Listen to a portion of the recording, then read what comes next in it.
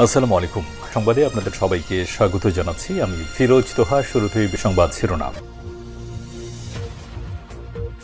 দখলদার ইসরায়েলি বাহিনী এবং নিরীহ ফিলিস্তিন ভারত পাকিস্তানের মধ্যে ব্যাপক সংঘর্ষ চলছে। আর এই মুহূর্তে আমাদের হাতে এসছে যুদ্ধের ভয়ঙ্কর কিছু গুরুত্বপূর্ণ আপডেট সংবাদ। প্রথমেই জানাবো, ভারত পাকিস্তান সেনাবাহিনীর মধ্যে ফের গোলাগুলি। জম্মু ও কাশ্মীরে লাইন অফ কন্ট্রোল LOC বা নিয়ন্ত্রণ রেখা বরাবর ফের ভারত ও পাকিস্তান সেনাবাহিনীদের মধ্যে গোলাগুলি হয়েছে। সোমবার ২৮ এপ্রিল ভারতীয় কর্মকর্তাদের বরাত দিয়ে তথ্য জানিয়েছে NDTV। এ নিয়ে টানা চতুর্থবারের মতো দুই দেশের সেনাবাহিনীর মধ্যে এই গোলাগুলির ঘটনা ঘটল। এক বিবৃতিতে ভারতীয় বাহিনী বলছে, পাকিস্তান সেনাবাহিনী তাদের উপর উস্কানিমূলক গুলিবর্ষণ করেছে। এরপর জানাবো, লন্ডনে পাকিস্তানের হাইকমিশনে হামলায় ভারতকে দায়ী করল পাকিস্তানের তথ্যমন্ত্রী। লন্ডনে পাকিস্তান হাইকমিশনে হামলার ঘটনায় ভারতকে দায়ী করে অভিযোগ পাকিস্তান সরকারের। দুই পারমাণবিক অস্ত্রধারী দুই দেশের মধ্যে উত্তেজনার মধ্যে এক সংবাদ সম্মেলনে পাকিস্তানের তথ্যমন্ত্রী আতাউল্লাহ তারার এই অভিযোগ করেছেন। এদিকে পাকিস্তানে বোমা হামলায় উড়ে গেল গাড়ি, নিহত দুই। পাকিস্তানের উপকূলীয় শহর পাসনিতে এক গাড়িতে বোমা হামলার ঘটনা ঘটেছে।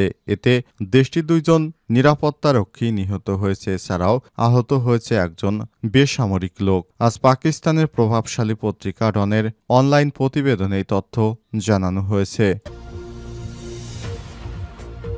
জানাবো, ভারত পাকিস্তানকে দায়িত্বশীল সমাধান খোঁজার আহ্বান যুক্তরাষ্ট্রের। কাশ্মীরের সম্প্রতি হামলার প্রেক্ষাপটে প্রতিবেশী দুই দেশ ভারত ও পাকিস্তানের মধ্যে যোগাযোগ রক্ষা করে চলা এবং একে অপরকে দায়িত্বশীল আচরণ করার জন্য আহ্বান জানিয়েছে যুক্তরাষ্ট্র। আজ এই তথ্য জানিয়েছে বার্তা সংস্থা রয়টার্স।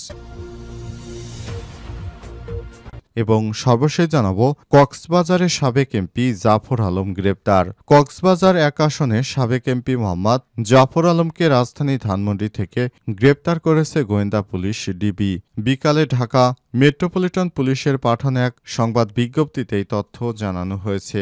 চকরিয়া উপজেলা আওয়ামী লীগের সভাপতি জাফর আলম ২০১৮ সালে নৌকা প্রতীকে প্রথম চকরিয়া উপজেলা সংসদ সদস্য নির্বাচিত হন। প্রিয় দর্শক, এতক্ষণ শুনছিলেন সংবাদ শিরোনাম, এবারে বিস্তারিত।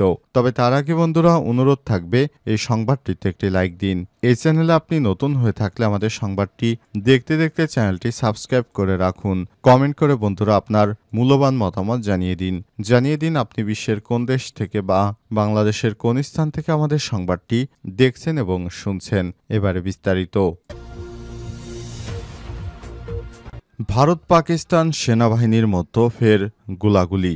জম্মু ও কাশ্মীরের লাইন অফ কন্ট্রোল LOC বা নিয়ন্ত্রণ রেখা বরাবর ফের ভারত ও পাকিস্তানের সেনাবাহিনীর মধ্যে গোলাগুলি হয়েছে। আজ ২৮ এপ্রিল ভারতীয় কর্মকর্তাদের বরাত দিয়ে তথ্য জানিয়েছে NDTV। এ নিয়ে টানা চতুর্থ দিনের মতো দেশ দুইটির মধ্যে গোলাগুলি বিনিময় হল। এক বিবৃতিতে ভারতের সেনাবাহিনী বলছে, ২৭ থেকে ২৮ এপ্রিল রাতে পাকিস্তান সেনাবাহিনী উস্কানিমূলকভাবে কোপপাড়া এবং পুঞ্চ জেলার বিপরীতে LOC বরাবর গুলি চালিয়েছে। ভারতীয় বাহিনী দ্রুত এবং কার্যকরভাবে এর জবাব দিয়েছে, তবে এতে এখন পর্যন্ত কোনো হতাহতের খবর পাওয়া যায়নি। প্রতিবেদনে বলা হয়েছে, প্রথমবার মতো পাকিস্তানি বাহিনী পুঞ্চ জেলায় যুদ্ধবিরতি লঙ্ঘন করল। গত ২২ এপ্রিল ভারত শাসিত জম্মু কাশ্মীরে হামলায় ২৬ জন পর্যটক নিহত হয়েছে। হামলার জন্য পাকিস্তানকে সরাসরি দায়ী করেছে ভারত। তবে পাকিস্তান তাদের এই দায়ী করার বিষয়টি সরাসরি না করে দিয়েছে, কারণ পাকিস্তান এই পেহেলগামে হামলার পেছনে জড়িত নয়। তারা বলেছে এটি পাকিস্তান কোনোভাবেই জড়িত নয়, বরঞ্চ ভারত নিজেরা এই ধরনের সন্ত্রাসী কর্মকাণ্ড ঘটিয়ে নরেন্দ্র মোদী নির্বাচনে জেতার জন্য হিন্দু ভোটারদেরকে আরও কাছে পাওয়ার জন্য এই ধরনের কর্মকাণ্ড করেছে। অপরপক্ষে ভারত বলছে কাশ্মীরে হামলার পেছনে পাকিস্তান জড়িত। এনে দুই দেশের মধ্যে যুদ্ধ পরিস্থিতি চরম পর্যায়ে পৌঁছেছে। যে কোনো সময় ভারত পাকিস্তানে হামলা করতে পারে, এমন তথ্য জানিয়েছে নিউ ইয়র্ক টাইমস। লন্ডনে হাইকমিশনে হামলায় ভারতকে দায়ী করল পাকিস্তানের তথ্যমন্ত্রী। লন্ডনে পাকিস্তান হাইকমিশনে হামলার ঘটনায় ভারতকে দায়ী করে অভিযোগ পাকিস্তান সরকারের। আজ দুই পারমাণবিক অস্ত্রধারী দুই দেশের মধ্যে উত্তেজনার মধ্যে এমন এক সংবাদ সম্মেলনে পাকিস্তানের তথ্যমন্ত্রী আতাউল্লাহ তারার এই অভিযোগ করেছেন। এক্সপ্রেস ট্রিবিউনের প্রতিবেদন অনুযায়ী গতকাল একটি ভারতীয় বিক্ষোভকারী দল পাকিস্তান হাইকমিশন ভবনের বাইরে অংশে গেরুয়া রং ছুড়ে দেয় এবং জানালা ভেঙে ফেলে। পাকিস্তান মিশনের বাইরে শত শত ভারতীয় বিক্ষোভকারী জড়ো হয়েছিল। হামলায় জড়িত থাকার অভিযোগে 2 জনকে গ্রেপ্তার করা হয়েছে। ইসলামাবাদে পেহেলগাম হামলার বিষয়ে আন্তর্জাতিক সংবাদ মাধ্যমের জন্য আয়োজিত এক সংবাদ সম্মেলনে আতাউল্লাহ তারার অভিযোগ করে বলেছেন, ভারত তার চরমপন্থী আদর্শ ব্যবহার করে পাকিস্তানের বিদেশি মিশনে হামলার জন্য মানুষকে উস্কে দিচ্ছে। তথ্যমন্ত্রী আরও বলেন, লন্ডনে একটি অত্যন্ত দুর্ভাগ্যজনক ঘটনা ঘটেছে। আমাদের হাই কমিশনে 2 বার হামলা করেছে হিন্দুত্ববাদীরা। পাথর নিক্ষেপ করা হয়েছে। এই ঘটনার সঙ্গে জড়িত ব্যক্তিরা ভারতীয় সংস্থা ও ভারতীয় রাষ্ট্রের পৃষ্ঠপোষকতায় কাজ করছে। আতাউল্লাহ তারার আরও বলেন, লন্ডনের মেট্রোপলিটন পুলিশ সন্দেহভাজনদের গ্রেপ্তার করেছে। তবে তিনি উল্লেখ করেছেন, ভারতীয় রাষ্ট্র যে ধরনের মানসিকতা লালন করে তারই প্রতিচ্ছবি এই ঘটনা। কতজনকে গ্রেপ্তার করা হয়েছে বা হামলার বিষয়ের কোনো বিশদ বিবরণ দেয়নি আতাউল্লাহ তারার। বিদেশি শিখ নেতাদের হত্যাকাণ্ডের প্রসঙ্গ টেনে আতাউল্লাহ বলেছেন, আপনি যদি কানাডা এবং যুক্তরাষ্ট্রের আন্তর্জাতিকভাবে মানুষকে হত্যা করতে পারেন, তাহলে কয়েকটি বিদেশি মিশনে হামলা করতেও আপনাকে কিছুই আটকাবে না। সংবাদ সম্মেলনে পেহেলগামে হামলার বিষয়ে ভারতের বক্তব্যর দুর্বলতার দিক ইঙ্গিত করে আতাউল্লাহ আরও বলেছেন, তারা পাকিস্তানের উপর দোষ চাপায় দ্রুত একটি উপসংহার টেনে দিয়েছে। পাকিস্তান সন্ত্রাসীদের বিরুদ্ধে সফলতা অর্জন করেছে উল্লেখ করে আতাউল্লাহ তারার আরও বলেন, আমার কাছে মনে হচ্ছে মনোযোগ সরানো পেহেলগামের ঘটনা ঘটানো হয়েছে, অর্থাৎ ভারত অন্যদিকে মনোযোগ সরাতেই এই ধরনের ঘটনা ঘটেছে। কারণ ভারতে যেভাবে মুসলিমদের অত্যাচার করা হচ্ছে, পুরো মিডিয়া যেন অন্যদিকে ঘুরে যায়, সেজন্য তারা এই ধরনের কর্মকাণ্ড করেছে।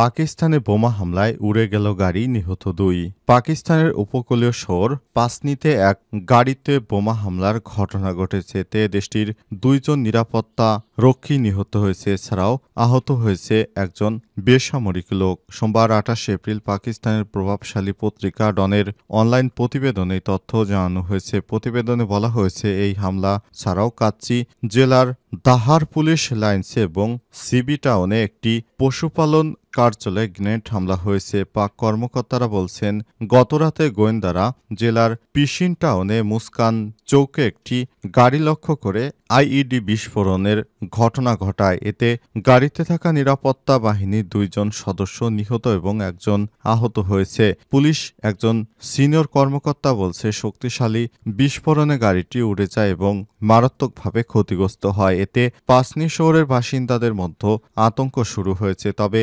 বিস্ফোরণের পর দ্রুত ঘটনাস্থলে পৌঁছায় বিভিন্ন নিরাপত্তা এজেন্সির সদস্যরা। হতাহতদের দ্রুত হাসপাতালে পাঠানো হয়। নিহতরা হচ্ছেন পাসনির বাসিন্দা নব সালমান এবং পাঞ্জাবের খুশাব জেলার বাসিন্দা মোহাম্মদ নওয়াজ। ডনের প্রতিবেদনে বলা হয়েছে, কিছু সশস্ত্র ব্যক্তি কাচ্চি জেলার দাহারে পুলিশ লাইন্স এলাকা এবং সিবির একটি পশুপালন অফিসে হাতবোমা নিক্ষেপ করে। তবে এই গ্রেনেড হামলায় কোনো হতাহতের খবর পাওয়া যায়নি।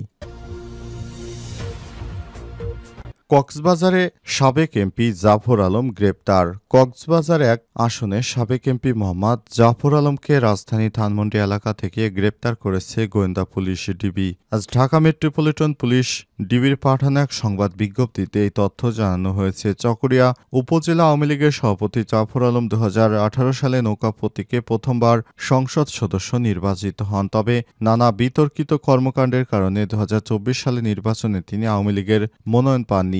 পরে স্বতন্ত্র প্রার্থী হিসেবে নির্বাচন করে পরাজিত হন। তিনি 2005 সালে চকরিয়া পৌরসভার মেয়র নির্বাচিত হন। 2014 সালে উপজেলা পরিষদ চেয়ারম্যান নির্বাচিত হন। জানা গেছে, শেখ হাসিনা পালিয়ে যাওয়ার পর আত্মগোপনে রয়েছে অনেক আওয়ামী লীগের এমপি মন্ত্রীর পরিবার সহ তারা নিজেরাও আত্মগোপনে। অনেকেই দেশ ছেড়ে বিদেশে পালিয়ে যেতে পারলেও অনেকে এখনও পালাতে পারেনি। তারা বিভিন্ন জায়গায়, বিশেষ করে ঢাকা শহরের বিভিন্ন ফ্ল্যাটে আত্মগোপনে রয়েছেন। আবার অনেকে আত্মীয় স্বজনের বাসায় রয়েছেন। গোপন সংবাদের ভিত্তিতে পুলিশ এবং র্যাবের সদস্যরা তাদের গোপন আস্তানায় অভিযান চালিয়ে এদেরকে গ্রেপ্তার করছে এক এক করে। এই ঘটনায় আওয়ামী লীগের এই বড় মন্ত্রীকে গ্রেপ্তার করা হলো। এর আগে তিনি মন্ত্রী হিসেবে আওয়ামী লীগের দায়িত্ব পালন করেছিলেন, কিন্তু শেখ হাসিনা পালিয়ে যাবার পর তিনি বেশ কিছুদিন আত্মগোপনে ছিলেন। তার আত্মগোপনে থাকার পর তাকে এতদিন খুঁজে পাওয়া যায়নি, তবে অবশেষে তিনি আইনশৃঙ্খলা রক্ষাকারী বাহিনীর হাতে ধরা পড়েছেন।